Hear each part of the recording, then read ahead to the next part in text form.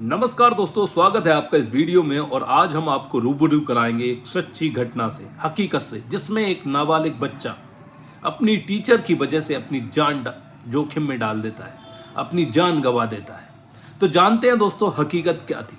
18 मार्च 2025 की बात है। छत्तीसगढ़ के शहर बिलासपुर में रहने वाला ओम प्रकाश, जो अपनी माँ के साथ रहता था, उसके पिता की अनबन के कारण माँ और पिताजी दोनों अलग हो गए थे, जिसके कारण ओम और ओम की माँ दोनों छत्तीसगढ़ के शहर बिलासपुर में रहते थे। करीबन 6 साढ़े 6 शाम के वक्त का समय था। ओम अपने कमरे में पढ़ाई कर रहा था और उसकी माँ गायत्री मंदिर जाने के लिए तैयार हो रही थी। तभी उनके घर की डोरबेल बजती है और जैसे ही डोरबेल बजती है तो ओम की माँ बाहर जाकर देखती है तो वहां पर एक 25 से 30 साल की औरत खड़ी हुई थी, जिसका नाम था आराधना इक्का। जी, जब जैसे ही ओम की माँ उससे पूछती है कि बताइए क्या काम है, तो वो बोलती है ओम घर पर है।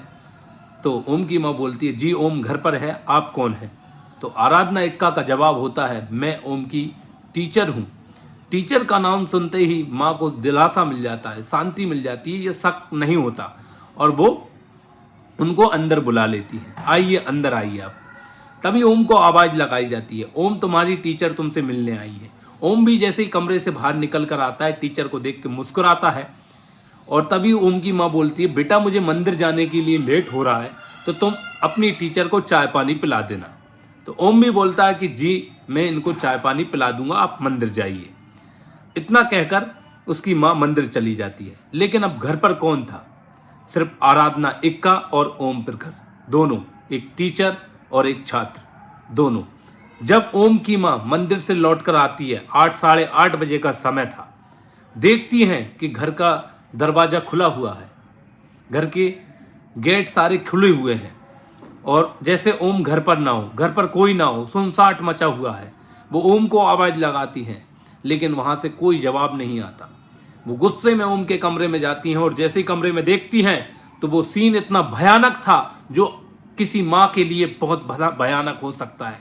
वो जब वो सीन को देखती हैं तो उनका हृदय बिखर जाता है। वो देखती हैं कि उनका इकलौता बेटा ओम प्रखर पंखे से लटका हुआ है। इतना देखकर वो वही चीखें मारने लगती हैं। उन चीखों को सुनकर आसपास के पड़ोसी दौड़कर उसके घर पर आते हैं, देखते हैं आखिर हुआ क्या है। वो पड़ोसी जैसे ही देखते हैं, पड़ोसी भी हैरान रह जाते हैं। एक 12 साल का नाबालिग लड़का, सॉरी एक 12वीं क्लास का छात्र, नाबालिग लड़का कैसे सुसाइड कर सकता है? वो देखते हैं कि ओम प्रकाश जो है पंखे से लटका हुआ है। इतना देखकर पड़ोसी भी हैरान रह जाते हैं। वो जल्दी से ओम को पंखे से नीचे उतारते हैं। पंखे से नीचे उतारते हैं तभी उनमें से एक आदमी चेक करता है कि इसकी नब्ज तो अभी चल रही है, इसको जल्दी से अस्पताल भेजा जाए। जैसे जल्दी जल्दी वो अस्पताल लेकर जाते हैं, लेकिन काफ़ी देर हो चुकी थी। अस्पताल जब पहुंचते हैं तो डॉक्टर जांच के बाद बोलता है कि काफ़ी देर हो चुकी है, अब इसमें जान नहीं बची, ओम मर चुका है। इतना सुनते ही उसकी माँ और बिखर जाती है। फिर हॉस्पिटल वाले उस डेड बॉडी को पुलिस के हवाले कर देते हैं। पुलिस आती है, उसकी माँ से सवाल जवाब करती है कि आखिर ओम ने सुसाइड किया क्यों, क्या वजह थी, क्या कारण था।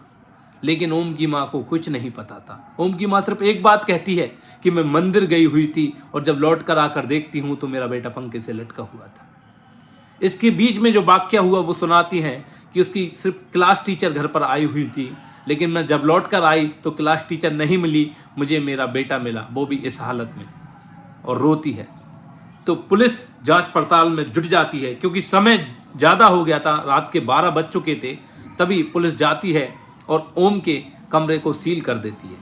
अगले सुबह जब पुलिस ओम के कमरे में पहुंचती है, जांच करती है, तो ऐसा कोई भी उनको सामान नहीं मिलता, ऐसा कोई भी सबूत नहीं मिलता जिससे पता लगे कि ओम ने क्यों सुसाइड किया या किसी ने उसको मारा है।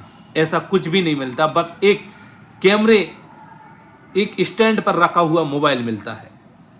जब उस मोबाइल को खोला जाता है तो उसमें पासवर्ड था, उसको साइबर में भेजा जाता है लॉक तोड़ने के लिए, और वहां से पुलिस की छानबीन चालू होती है। फिर आराधना इक्का को ढूंढा जाता है। जब आराधना इक्का से मुलाकात होती है तो उससे पूछा जाता है कि आखिर तुम उसको मार कर आई हो या फिर उसने सुसाइड किया तो किस वजह से क्यों, क्योंकि लास्ट समय पर उसके पास, ओम के पास सिर्फ तुम उपलब्ध थी। तो आराधना इक्का का जवाब होता है कि मैं ओम के पास गई हुई थी, लेकिन मैं कुछ ही समय में वहाँ से आ गई। वो सही सही जवाब नहीं देती, क्योंकि अभी तक पुलिस को भी पता नहीं था आराधना किस लिए गई थी, मैटर क्या था। आराधना साफ साफ कह देती है कि मैं बस उसके यहाँ पर चाय पीकर घर के लिए निकल आई थी, इसके बाद क्या हुआ मुझे कुछ पता नहीं है। आराधना सही नहीं बोल रही थी, लेकिन आराधना इक्का भी अंदर ही अंदर डर रही थी, कहीं पुलिस को पता लग गया तो मेरा क्या होगा। क्योंकि जो भी कांड हुआ था, जो भी हुआ था, उसकी वजह थी सिर्फ आराधना इक्का। इसके बाद में जब उसके मोबाइल को अनलॉक किया जाता है, उसमें देखा जाता है तो उसने अपनी मौत की खुद रिकॉर्डिंग की थी। उसमें उसने साफ साफ कहा था कि मैं उससे बहुत प्यार करता था, मैं उसको बहुत चाहता था, मैं कुछ नहीं जानता था, प्यार करना उसने मुझे सिखाया। और इसके बाद जब मुझे उससे प्यार हुआ तो उसने मुझे दूर कर दिया, वो किसी और से प्यार करने लग गई। जब मेरी उसको ज़रूरत होती तो वो मुझे अनब्लॉक करती, और जब ज़रूरत नहीं होती तो मेरे नंबर को ब्लॉक कर देती। और जब मैंने उसको अपने घर पर बुलाया तो उसने मुझसे कहा कि मैं ऐसे 10 लोगों से बात करूंगी, मैं अपनी मर्जी की मालिक हूँ, तुम क्या कर सकते हो। और उसमें लास्ट में वो नाम बताता है कि मेरी मौत की वजह है आराधना इक्का, मैं जिससे बहुत प्यार करता था। इतना सुनते ही पुलिस तुरंत उस आराधना इक्का को जकड़ लेती है और हिरासत में ले लेती है। जब दोबारा से आराधना इक्का से सवाल जवाब किए जाते हैं तो उसका जवाब होता है कि मैं ऐसा कुछ नहीं करती थी, उल्टा ओम मेरे पीछे लगा हुआ था। वो एक नाबालिग लड़का था, इसलिए मैंने उसके घर पर कोई शिकायत नहीं की, बाकी काफ़ी दिनों से वो मुझे परेशान कर रहा था। लेकिन ऐसा नहीं था, उसमें साफ साफ कह दिया था कि मैडम ने मुझे फंसाया है, ठीक है, मैं कुछ नहीं जानता था। इसके बाद में जब आराधना इक्का से पूछा जाता है कि वो एक नाबालिग लड़का था, तुमने उसके साथ ऐसा क्यों किया, तो फिर भी आराधना इक्का सही सच्चाई किसी को नहीं बताती। लेकिन होता क्या है कि भाई सच्चाई तो सबके सामने आनी ही है, एक ना एक दिन सच्चाई सामने आ ही जाती है। लेकिन उसने जो कोड वर्ड में अपने दोस्तों के पास मैसेज भेजे थे टाइमर सेट करके, वो पहुंचते हैं और इसके बाद में पूरी छानबीन की जाती है। आराधना इक्का की एक एक बात उसको बता दी जाती है, क्योंकि ओम एक नाबालिग लड़का था, 12वीं क्लास का छात्र था, वो कुछ नहीं जानता था। लेकिन उसको अपनी हवस बुझाने के लिए आराधना इक्का ने उसको अपनी ओर अट्रैक्ट किया, क्योंकि ओम पढ़ने में सब पर टॉप था, पढ़ने में टॉप क्लास का स्टूडेंट था, इसलिए वो अट्रैक्ट होने लगी ओम के प्रति। और ओम उस पड़ाव में था, उस जवानी के पड़ाव में था जब हर कोई गिर जाता है। तो इसी दौरान ओम भी फिसल गया और आराधना तो चाहती ही थी कि ये ओम फिसले। उसने अपनी हवस की प्यास बुझाने के लिए ओम को पकड़ा, उसके साथ गलत काम किया, इसके बाद में उसको छोड़ दिया। जब उसको छोड़ा तो उसका दिल टूट गया, और दिल इस तरह से टूटा कि उसने अपने आप को, अपनी जान को दांव पर लगा दिया। जब आराधना इक्का से पूरी बात पूछी गई तो आराधना ने सिर्फ यही कहा कि मेरे पीछे वो ज़बरदस्ती लगा हुआ था। लेकिन आराधना तो सिर्फ अपनी हवस बुझाने के लिए ओम को यूज़ कर रही थी। इसके बाद में ओम के बाद उनको दूसरा टीचर मिल जाता है, जिससे कि वो उसके साथ अपने संबंध बनाती है। लेकिन बात यहीं ख़त्म नहीं होती, एक माँ का बच्चा उसने छीन लिया था। पुलिस जांच के दौरान उसको पकड़ लेती है, गिरफ्तार कर लेती है, उस पर केस दर्ज किए जाते हैं और उसको सज़ा सुनाई जाती है, जीवन काल की सज़ा सुनाई जाती है। आखिर आराधना इक्का को पकड़ लिया और उसको जेल में कर दिया।